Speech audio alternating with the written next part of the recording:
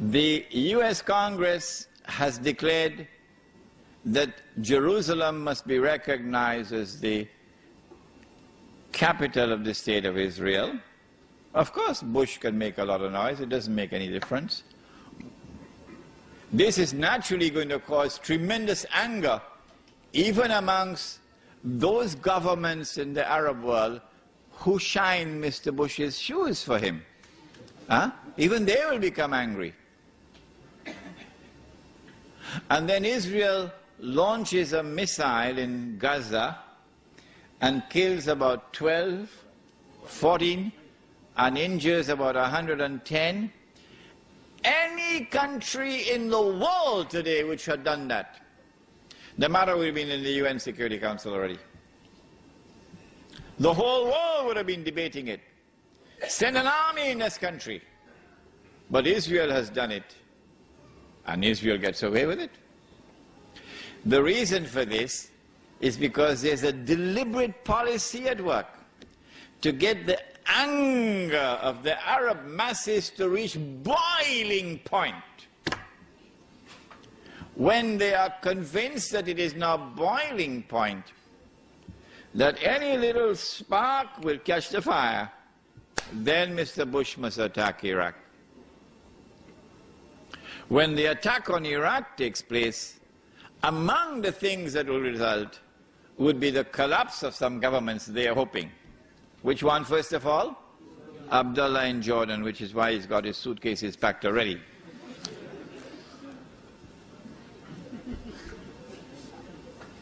The West, which controls the media around the world, will now use the media for a crusade, media crusade, declaring that the world of Islam is now rising up to cut the throats of the Jews. The Jews are now faced with the most perilous moment in their history. I told you 2-3 nights ago, I said this is going to be drama worthy of Hollywood when it happens. And there will be even Muslims who are going to be convinced by it. It is at that time when the world is looking to Israel. What are you going to do? You've got to do something. Otherwise these Muslims are going to cut your throat. It is then that Israel says, okay, we're just launching a preemptive strike. But it's not going to be a preemptive strike. It is going to be the war which has already been planned long, long ago. It's going to be a lightning strike with the use of a military power unmatched in history. Dazzling war, it's called. And they will seize the oil of the Middle East. And the territory of the state will expand. Maybe that will be the knock which will bring down the whole system, monetary system. When the US dollar collapses and the rest of the world of paper money collapses, the United States can no longer function as the ruling state in the world. I anticipated, I said to you, that the International Monetary Fund and the World Bank would then disappear. That was a mistake on my part. No. All that they'll have to do is to reduce the status of the International Monetary Fund and the World Bank so they become more like small institutions which do not have any global role to play. And power will now shift from Washington to Jerusalem.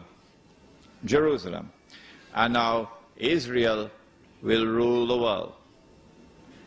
I have used the hadith that when Dajjal is released, he will live on earth for 40 days. One day like a year, one day like a month, one day like a week, and the rest of his days like your days. To explain that the first day, it is Britain, which is the headquarters of Dajjal, using the hadith of Tamim Udari. But I said, this is my opinion. You're free to disagree with me. But if you want to disagree with me, close the door. You can't leave. No, you can't leave. If I'm wrong, you're going to tell me what the right answer is. The island of Tamim Udari. If it is not Britain, tell me which island it is. Then I said, if Britain is the island, in a day which is like a year, then a day which is like a month, it's the United States of America. And then a day which is like a week, with the state of Israel. And at the end of that would come a day which is like our day, so he'll be in our dimension of time.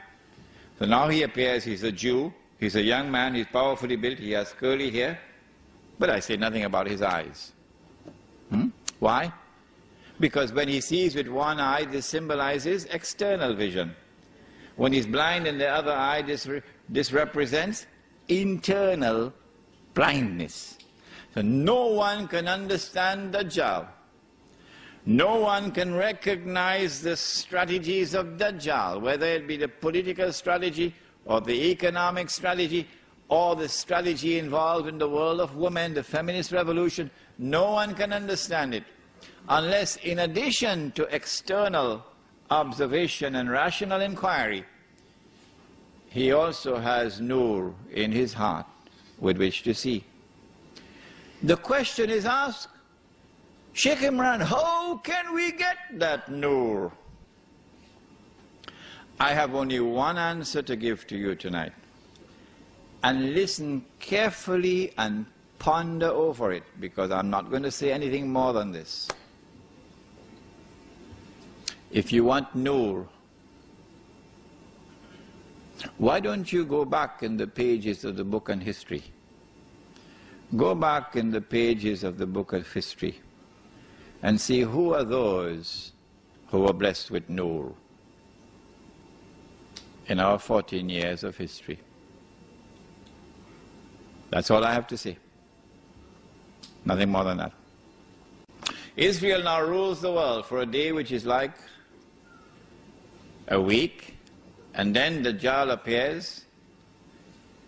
And when Dajjal appears, we have the Imam, and then the confrontation, and then the son of Mary, and Dajjal is killed and Gog and Magog are destroyed, and then the army from Khurasan and this state of Israel is destroyed. وَلَا تُقَاتِلُنَّ الْيَهُودَ وَلَا تَقْتُلُنَّهُمْ حَتَّى يَقُولُوا الْحَجَرُ يَا مُسْلِمْ هَذَا يَهُودِيٌّ وَرَائِي فَتَعَالَ فَاقْتُلْ. And then the Holy Land is liberated, and Islam will now rule the world from Jerusalem. Good. Now then, what do we do in the meantime? Do we sit down and wait for the Imam al-Mahdi? No. Because jihad is already in force. We don't need any fatwa. The jihad is already in force in the Holy Land. And we already know that 2 out of every 3 who fight in that jihad will be killed. 2 out of every 3 will enter into heaven. That's the better way to say it. So those who live for Allah, bushra lahum, because they will die for Allah. Don't let any government change your mind. What do we do in the meantime? How do we survive in the new world of money? If we had it under the pillow, it's gone, now it's wallpaper. If we had it in the bank and we use it in a manner pleasing to Allah, they're seizing all the accounts, freezing it. What are we going to do? We won't even have money to buy chicken and chips. The answer is simple. Anytime you commit sin, the sin of abandoning the Qur'an, which we have done, the sin of abandoning the Sunnah, which we have done, we recognize that tonight. Then Allah subhanahu wa ta'ala knocks on the door of our heart and He says, Tubu ilallah. Tubu ilallahi tawbatan nasuha. Turn to Allah. Turn away from the sin. And when you turn, turn with sincerity. Turn with integrity. Don't turn watching behind your back. I'm turning away from it.